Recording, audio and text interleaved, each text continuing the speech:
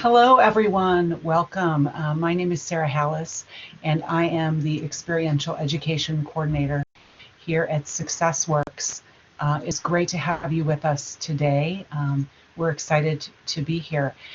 This is Taste of Success, focused on music and the arts. And just want to let you know that we have some wonderful tips and advice from UW alumni professionals who work in this field. So we're looking forward to hearing from you, Michael, today with your insights and perspectives. So thank you so much for being with us. I am going to turn it over to you to start, Michael, and to share your intro with students. And then we will open it up for questions after that. Okay, Thank you. sounds great. Let's see, I graduated from UW-Madison with degrees in philosophy and communication arts. Thanks, Michael. And directly out of school, I worked for Epic Software out in Verona. I'm sure you've maybe heard of it. They have grown quite huge over the past several years.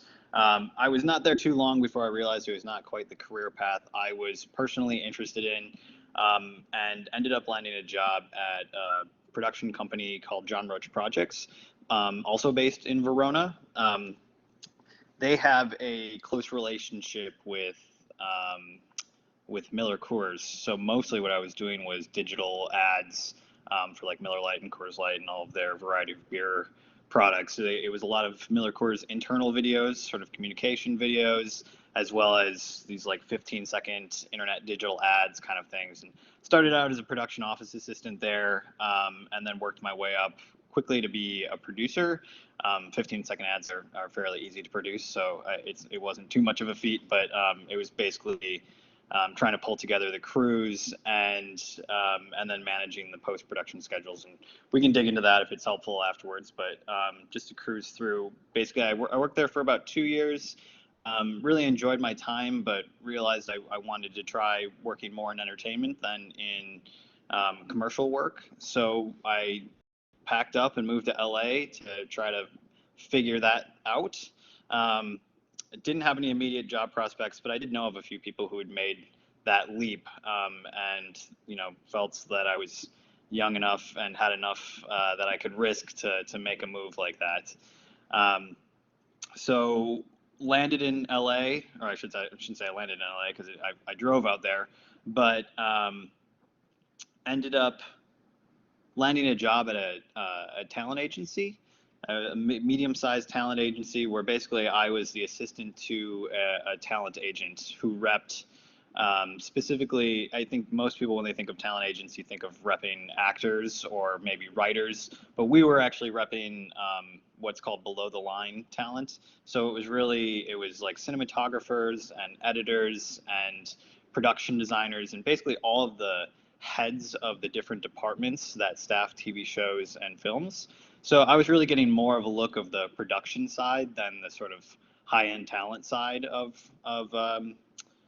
Hollywood representation, which more suited me, and also kind of fit what my background was producing. I had hired several cinematographers, or shooters as we called them in the commercial side of things, and freelance editors to help produce things that I was making at John Roach Projects. So I worked there for about a year. On the side, I was doing coverage on scripts for a literary management company. I did that for about 6 months. So I was moonlighting doing that, double time. And it was really a good education in the industry. I learned a lot. I kind of considered that time like grad school in the industry. It was just learning how the business side of that works and how people in the industry really actually talk about the industry rather than what you think of it. And it turns out there's a bit of a gap there. Of course, there's always things to learn about what it means to actually work in it versus what you think it's going to be, which hopefully I can provide some insight into that. And so I worked at the talent agency for about a year. Again, was not it was really just grad school. I was not looking to work in representation. I really wanted to get closer to actual filmmaking. So I was fortunate enough to land a job, a temp job at Disney Animation in their development department. The development means basically all of the work getting nascent ideas ready for moving into production. So at the time, I was an assistant to a development executive. So I was basically filling out, I was managing her schedule and filling out expense reports and doing that kind of administrative work just to keep the department going, and learning what it meant to develop films at Disney Animation, which was an incredible experience. So I temped as an admin assistant there for about 10 months, and then was fortunate enough to get hired full time as a production assistant there, still in the development department, but I was able to shift off administrative duties and get more into production support. So working really directly with the directors on whatever they needed. So it was, as low as printing things. I shouldn't say as low, but as basic as printing things for them and just getting the room ready for meetings, taking notes, to really the fun end of it was I got to do research reports for them. So if they needed to know more about oh, thanks, Michael. So really, as they felt like they needed to know more about certain topics for filling out characters or environments in their world, I would put together almost these like high school style reports of information on those topics to sort of help fill out the movies. And ended up winding my way through the production and management chain at Disney Animation. So I worked in the story department, then followed one particular project that I worked on in development as it went into production, which actually now announced it's Encanto, which will be coming out in November this year. So I started on that project, and it was like 3 years ago when it was really just getting started. Working in the story team, where I can get into the animation chain if that's helpful, but I'll save that for questions maybe later. But worked in the story department, in the visual development department, and then the editorial department, where I was promoted to coordinator and worked for about a year before getting my current job, which is as a production coordinator in development at Netflix Animation. Really enjoyed my time at Disney Animation. It was incredible. I sort of found my career in animation that way, but really liked working in development. And my current role is more studio side than show side, which means, I'm not focused on one particular show. I'm really more interested in what's good for the studio as a whole. And I work with our different shows that are in development to help set them up for success. And get them ready to move into production, which there's a lot that actually fits into that one sentence. It really spans the gamut from early production planning, managing their budgets, helping hire on potential concept artists, doing the early strategy of what we're going to tackle first and how we pivot around that plan as we make different story and visual discoveries through the development process. And also being, as I said, sort of more studio based. So I work on studio side tools for how our executives can get insight into what's going on the shows on the floor. So that's coming both from my actual personal experience being in meetings with the filmmakers, as well as building data tools for them to get different visibility of project progress, both on the creative side and on the financial side, and other production data that's important to them. So yeah, I really like Netflix Animation. It's been a great time. I've been there since I guess I got hired earlier in just about a month into the quarantine. So I've had the fun experience of really doing the job entirely from my bedroom, as many people have been experiencing. So and onboarding in that unique phase as well. So I know hopefully we're getting out of this soon, but some of you students might be experiencing onboarding into new jobs in quarantine as well, and it's a unique challenge for sure. So that's pretty high level where I'm at now.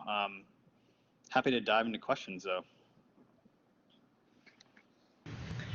All right, thank you for that fantastic introduction. Really interesting journey that you've had, and I'm sure that students have a number of questions. We definitely want to make this a conversation, and so um, as you're comfortable and as you're able, students, to turn on your cameras, if you have the bandwidth, please feel free to do so. I'll kick us off with one question, and students, you can start thinking about questions that you have or topics that you want to further discuss. So the first question that I have for you here is, how did you know where to start looking for a job in this field and what steps you Mm. needed to take? Especially because it is an industry that is, from what I understand, a little more challenging to break into. So, Yeah, it's tough because it's really a relationship driven business. So I think it's important really in any industry to learn how to network. So I don't want to pretend like it's totally unique to entertainment, but it's definitely from my narrow perch here, it's incredibly important to understand how to build relationships and how to reach out to people and start to build those relationships. um, for me, I did start through UW-Madison connections, which is why I'm happy to be doing things like this. I really, when I moved out to LA, I didn't actually know anybody living in LA. I only knew of a few people living in LA. So I shot them all email, sort of gave them sort of the brief, very brief elevator pitch of where I was at, and asked if I could basically pick their brain. And I really and then just kind of leverage those contacts to get connected with the talent agency. And I'm fortunate that timing lined up for me pretty quickly. But I know it can be really hard for a lot of people who do come out here to land something right away. So I think it's a few things. Both knowing where to look, but also being prepared if you are going to move to LA. And I do recommend, if you want to work in this industry, it's important to move to where you want to work. I think it's hard to land a job in advance, especially in this industry, not living here. It's possible, and maybe you'll know a few people who've done it, but they are the exception that proves the rule. Um, Thanks, Michael. And um, but I think it's really important when you're doing that early networking to I heard a phrase when I first was maybe in my first year in LA that was that really kind of summed it up well for me. That was learn how to be hungry, not thirsty, which is the idea of really being interested in reaching out to people just to learn, not necessarily to try to hope that they're going to be the one to get you a job. Maybe they will be, maybe they won't be. But it's really, when you first move out here, it's really just about trying to expand your knowledge pool so that when you do talk to the person who could give you a job, you actually have something to say. And that can take a while to really build that knowledge base. So, I recommend a few things there. And again, it's reaching out to people without a specific intention in mind other than to just learn more about them, both as a person and about their career and their workspace and what they know, to get their unique perspective on the industry. And also to try to fill that out with other kinds of tools, like starting to read the trades, which is like Variety and Deadline are kind of the two sources of industry information that I used to read regularly, or at least I scan the headlines just to sort of know what's going on. Because I think the other something of a trap of the industry can be, it's really interesting to talk about shows you like and films you like and to want to work on them. A lot of people want to work in the industry, and that's great. But I talk with my family about those things as well, and I'm not necessarily trying to give them a job. So what when I'm talking to students or people that I'm potentially interviewing, what I'm really looking for is definitely, obviously, a strong interest in the industry, and it's great when they know things about current films and TV shows and what their taste is, but also a deeper interest in the industry and the inner workings of the industry, and who the players are and how they think about films rather than just, the surface level, like why you like that shot or those kinds of, and this is all coming from also my particular vantage point being in development. I'm looking for people who also want to know about how development works and who we talk to and how we pick up projects and those kind of inner workings rather than just talking about the latest film that they maybe liked, as much as those conversations are also really fun to have.